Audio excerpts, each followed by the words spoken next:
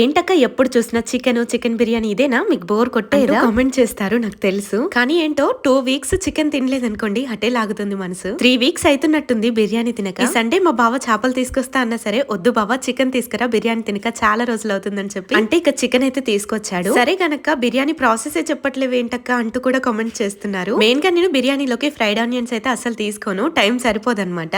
Chicken లోనే cut చేసిన onions, 4 పచ్చిమిర్చి, 2 టమాటాలు, కొత్తిమీర, పుదీనా, అల్లం వెల్లుల్లి పేస్ట్ అన్ని కలిసి మిక్సీ పట్టేశాను. ఇక ఇంట్లో ఉన్న మసాలాలు, ఉప్పు, కారం, బిర్యానీ ఐటమ్స్ అన్ని వేసేసుకొని మంచిగా కలిపేసుకోవాలి. కొద్దిగా ఆయిల్, అలాగే పెరుగు, ఇంకా కొత్తిమీర వేసుకొని చికెన్ కి మొత్తం పట్టేలాగా చాలా సేపు కలుపుకోవాలి. అప్పుడే టేస్ట్ బాగా వస్తుంది. బిర్యానీ ఇంకొక హాఫ్ అన్ అవర్ లో మొదలు పెడతా అనంగా నేనైతే ఇట్లా కలిపి పెట్టేసుకుంటా.